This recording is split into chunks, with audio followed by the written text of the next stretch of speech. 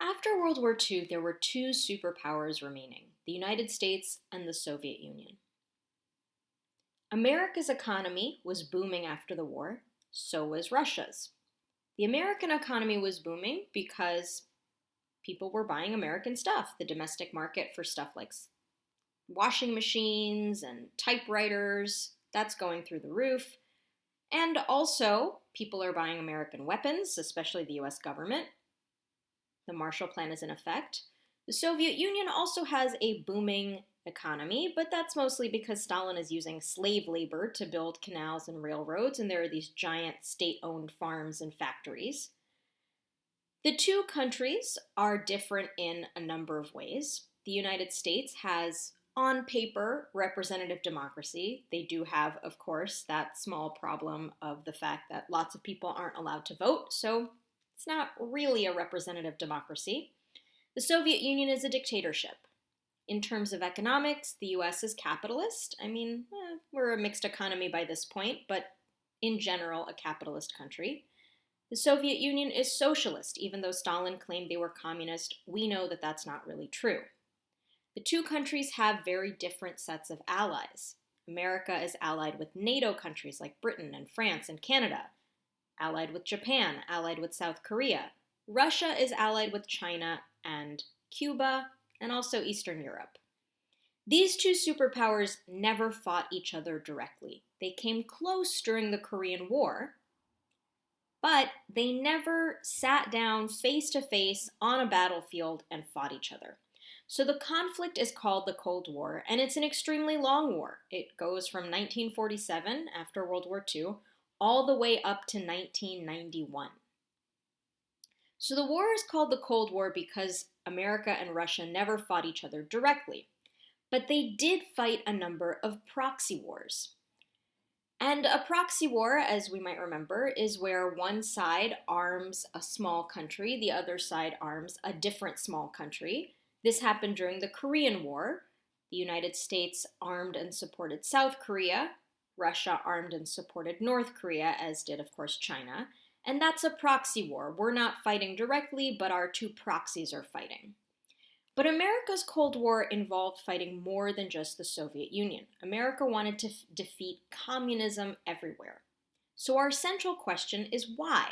Why did America fight the Cold War? Why did they want to fight communism everywhere? And we have communism in quotes because, for example, the Soviet Union said they were communist, they were really socialist, so we know that the word communist is going to be a tricky word.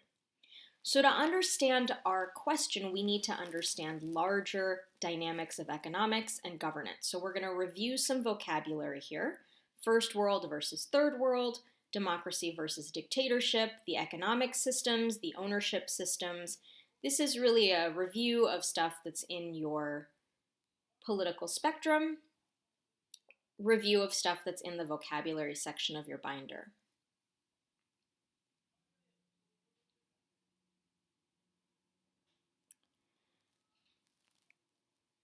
Next up, or rather the first thing that we're going to look at is first world versus third world. So first world versus third world, we looked at these maps in class. First world countries are generally safe and prosperous. They have what is called high HDI, Human Development Index. They are likely to have been colonizers, especially during the 1900s and the 1800s. They tend to export finished products like motor vehicles or heavy machinery. Third world countries are generally poorer, less safe. They're likely to have been colonized. It's likely that they export raw materials, things like coffee or sugar or gold, even though these things we might think of as maybe being expensive, like diamonds and gold, they're still raw materials. Democracy versus dictatorship, this is our governance spectrum. So on the far left, we have anarchism and direct democracy. That's where ordinary people have direct power. On the far right, we have things like dictatorship and authoritarianism. And then we have representative democracy, which is what we have in the United States. We have FDR here as an example of representative democracy. Ordinary people elect officials. Those officials are the ones who have decision-making power. On the right, we have Stalin. He's an example of an autocrat or a dictator. He had a totalitarian government. He had all of the power. In terms of our economic system, communism versus socialism versus capitalism, on the far left, we have communism. The community owns the means of production. Wealth is shared. Ordinary people have an equal stake. That really doesn't exist on a large scale anywhere. On a small scale, sure, a cooperative business or, for example, a monastery maybe, but most countries are somewhere in the middle now. Socialism, the state owns the means of making wealth, and then on the far right of this particular spectrum, free market capitalism, where people can do really anything they want to make money. Nationalization and privatization are, again, vocabulary words that we've had before. Nationalization means to take something that was private property and put it under government ownership. So, for example, an oil field that was owned by a private company, now owned by the state.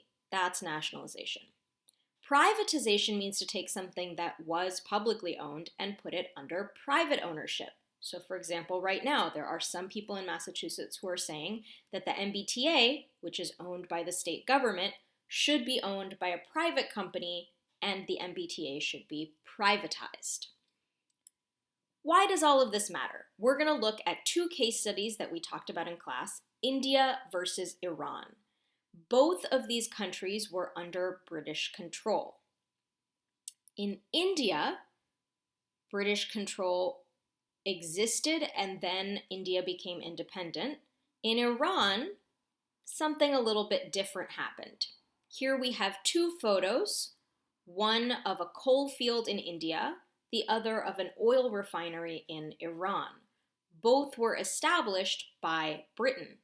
The coal field in India was established by the East India Company. That was a British company. The oil refinery on the right was established by the Anglo-Iranian Oil Company. That was, again, a British company. In India, democratically elected Nehru, he's the guy in the middle with the hat, wanted to do things like nationalize coal mining companies. He wanted to take land from wealthy landlords and give it to poor farmers. But Gandhi, the guy on the right with the glasses, Gandhi said, no, we don't want to go in the direction of socialism.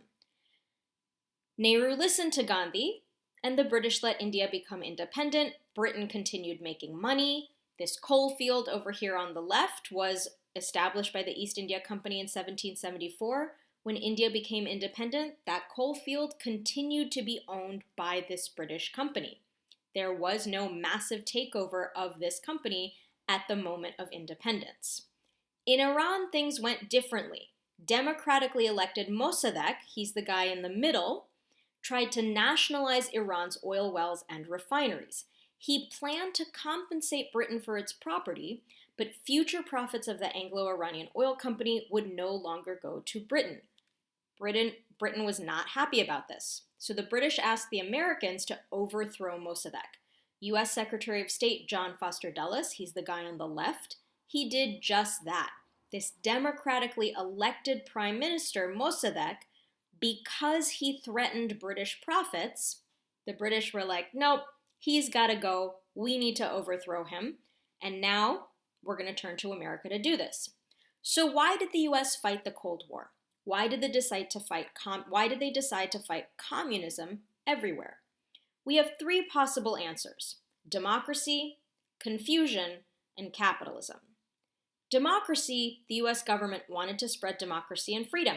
The Soviet Union was a totalitarian country ruled by a psychopath. Maybe we were fighting communism everywhere because we need to fight the bad guys and free the world. Maybe it's confusion. America had demonized communism to the point where most Americans didn't even know what it was anymore. Maybe they just were confused, and anytime they thought someone was a communist, they freaked out. Or maybe it's capitalism. Yes, the Soviet Union was terrible, but communism was also a convenient pretext. Anyone who threatened the profits of American companies, or even British companies, would be labeled a communist and defeated. So we're going to look at some case studies to try to figure out which of these reasons is true? And maybe it's more than one. So again, our question for this unit, why did the US fight the Cold War? Why did they decide to fight communism everywhere? And we've got three possible answers. Maybe we wanted to spread democracy. Maybe we were just confused and we thought communism was bad, so let's just shoot anyone who's a communist. Or maybe it's about capitalism and communism is just a pretext.